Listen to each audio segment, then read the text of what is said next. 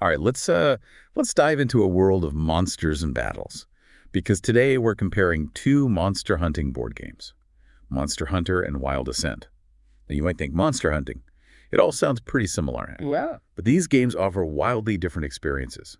One is a cooperative adventure based on a popular video game.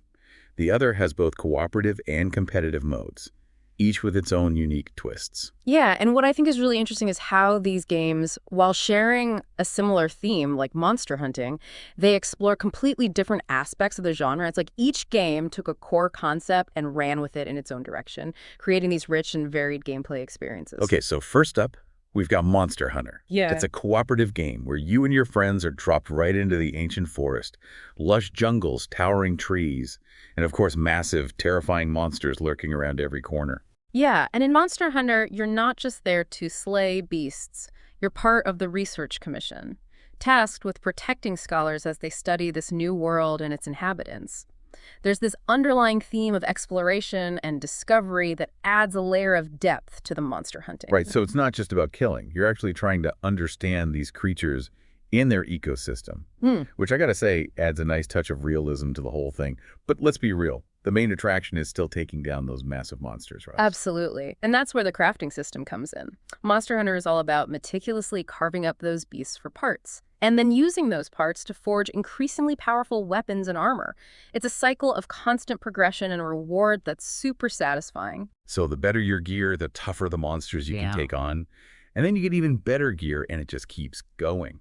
I can definitely see the appeal for fans of the video game who are looking for that same kind of loot grind and character progression. But now let's talk about Wild Ascent. This one's a bit more complex because, as we mentioned, it has two distinct modes, hunt mode and arena mode. Right, and those two modes actually reflect two very different design philosophies. Hunt mode leans into the cooperative survival aspects, while arena mode is all about competitive tactical combat. It's almost like getting two completely different games in one box. Okay, so let's break those down one by one, starting with hunt mode. Tell me about the world and the overall feel of this mode. So in hunt mode, you're not just a hunter, you're a seeker. Hmm. And you're not exploring a new world for research. You're driven by desperation. The world is ruled by this tyrannical figure named Veraclea, who controls the Sylvestrum, which is essentially a giant gladiatorial arena. And as a seeker, your job is to capture creatures for her brutal spectacles. So there's a much darker, more oppressive feel to Wild Ascent's hunt mode, compared to the adventurous vibe of Monster Hunter. Exactly. It's a world where survival is paramount, and you're constantly balancing the risks of capturing increasingly dangerous creatures with the potential rewards. Yeah. Which might include, not being executed by Veraclea. Yeah, because that's some serious motivation right there. You're not just hunting for glory or knowledge. You're hunting to stay alive. Yeah. Which brings us to arena mode. This is where things get competitive, right? Tell me more about how this mode plays out.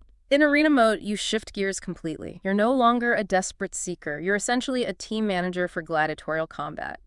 You build a customized team of Assents, these powerful heroes. Yeah. And creatures. And then you pit them against other players' teams in the Sylvestrum arena. So it's like building a fantasy football team, but instead of touchdowns. Yeah. You're going for knockouts and creature takedowns. Exactly. There's a lot of strategic depth in team building. Choosing the right combination of Assents and creatures, and then figuring out how to use their abilities to outmaneuver and overpower your opponent. It's a completely different experience from hunt mode, but equally engaging in its own way. Okay, so we've got this really interesting contrast shaping up here. We've got Monster Hunter, which is focused on cooperative exploration and progression. And then we've got Wild Ascent, which offers two completely different modes. One cooperative and survival focused, the other competitive and tactical. And what's fascinating is how these differences in lore and game modes are reflected in the core mechanics of each game, the way combat plays out, the progression systems, even the objectives you're trying to achieve. It all ties back to the unique identity of each game.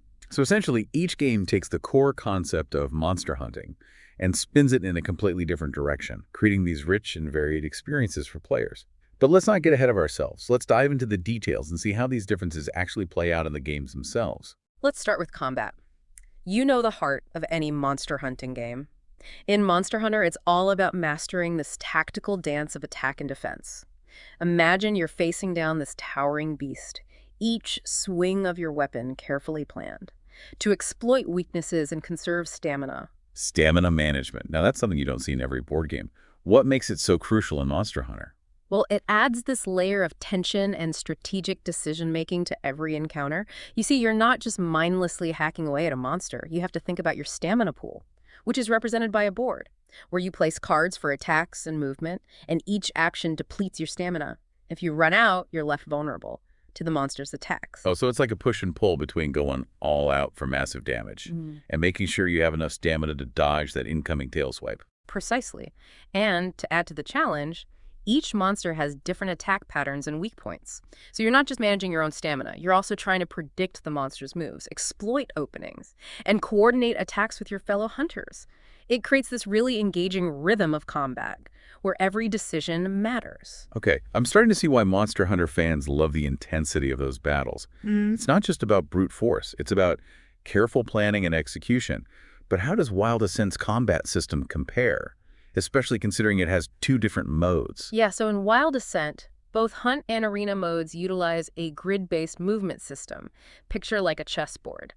But instead of rooks and bishops, you've got fierce creatures and powerful ascents. Each character has a limited range of movement and attack, so positioning becomes really important. So flanking maneuvers, Yeah. line of sight, controlling key areas of the board, these are all important. Absolutely. And then you layer on top of that a system of dice rolls for attacks and a variety of skills and status effects that add even more tactical depth. Imagine you've managed to maneuver your creature behind an enemy. That gives you an advantage on your attack roll. Then you use a skill to inflict a status effect like bleed, which causes damage over time. Suddenly, that tactical positioning translates into a significant advantage in the fight. Okay, so while Monster Hunter was focused on stamina management and precise timing, Wild Ascent leans more into spatial awareness Yeah. and exploiting those tactical opportunities that arise from the grid-based movement. Exactly. And it's interesting how each system reflects the overall theme of each game. So Monster Hunter, with its focus on stamina, emphasizes the physicality of the hunt, that feeling of exhaustion as you battle these massive creatures. Wild Ascent, on the other hand, highlights the importance of strategy and cunning, both in capturing creatures in the wild and outmaneuvering opponents in the arena. It's like each combat system is a microcosm of the larger gameplay experience. But combat's only one piece of the puzzle. Yeah. Let's talk about how these games handle progression, because that's a huge part of what keeps players coming back for more. Right. So in Monster Hunter, as we touched on earlier, progression is all about crafting. You slay monsters, you carve their parts, and you use those materials to forge better gear. And it's not just about stats either. Each weapon and armor set has its own unique look and feel. So you're not just getting stronger, you're also customizing your hunter to reflect your playstyle. So you're constantly working towards that next upgrade, that shiny new piece of armor. That'll let you take on even tougher challenges.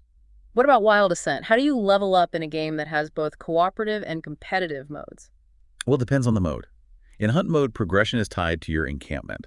Think of it as your base of operations, where you manage resources, recruit workers, and build structures that grant you various benefits. So it's like a base building element within the larger monster hunting game. Right. And it ties in nicely with the survival theme. You're not just worried about your own gear. You're also trying to establish a sustainable community that can support your expeditions into the wilds. So it adds that layer of strategic decision-making. Like, do you focus on upgrading your personal gear to make hunting easier, or invest in your encampment to improve your long-term prospects? Exactly. It creates these interesting dilemmas that force you to think beyond just the next monster encounter. Now, arena mode takes a different approach to progression. It's all about customization through ascent skills and equipment cards. Okay, so instead of crafting physical gear, you're building up your team's capabilities through cards that grant special abilities. Or enhance their stats. Precisely. And the drafting process for creatures, ascents, and equipment adds a whole other layer of strategy. Imagine you're building your team, trying to decide which creatures will synergize best with your chosen ascent, and what equipment cards will give you the edge in combat. So it's like deck building meets tactical combat. You're not just battling, you're crafting the perfect team composition to dominate the Sylvestrum arena. And that brings us to the final, and perhaps most important aspect of these games, the objectives. What are you actually trying to achieve? In Monster Hunter, the goals are fairly straightforward. Complete quests by slaying specific monsters within a time limit. So it's all about efficiency and teamwork. You need to coordinate your attacks, manage your stamina, and exploit weaknesses to take down these powerful foes before time runs out. Exactly. It's that classic boss battle experience, but with a cooperative twist. Now, Wild Ascent's hunt mode offers a bit more variety in its objectives. You're not just mindlessly capturing every creature you encounter, you choose specific victory conditions, whether it's surviving a certain number of seasons, achieving specific goals, or even fulfilling the demands of the ruthless Veraclea. So there's more player agency in how you approach the game. Yeah. You can tailor your strategy based on your chosen objectives and risk tolerance. Precisely. You might choose to play it safe, focusing on building up your encampment and capturing smaller creatures. Or you might take bigger risks, venturing into dangerous territory to capture a rare beast. That'll earn you favor with Veraclea. It's like you're shaping your own narrative within the larger context of this survival-driven world. But what about arena modes? What are the objectives in that competitive setting? In arena mode, the objective is simple: defeat your opponent's team. But within that framework, there are different paths to victory. You can choose to focus on eliminating all the creatures, targeting the enemy Assent directly, or even achieving specific conditions based on the arena you're fighting in. So even though the overarching goal is clear, defeat your opponent, there's still room for tactical decision-making and different approaches to combat. Exactly. It's about choosing your win condition, crafting a team that can achieve it, and then executing your plan with precision and a bit of luck. Okay, so we've covered combat, progression, and objectives.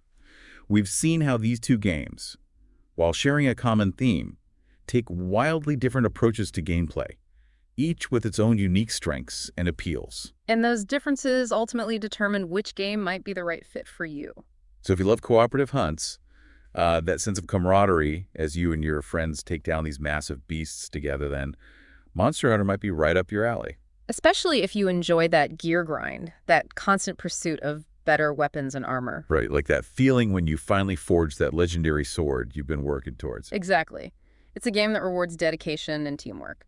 Now, if you're looking for something a bit more diverse, something that offers both cooperative and competitive options, then Wild Ascent might be a better fit. Yeah, and even within those modes, you've got different ways to play. You can focus on survival and resource management in hunt mode, or embrace the tactical challenge of arena mode. It really caters to a wider range of play styles and preferences. Which is pretty impressive, honestly. To pack that much variety into one game. Yeah, and it makes you wonder, what other possibilities are out there within the monster hunting genre? That's a really good point.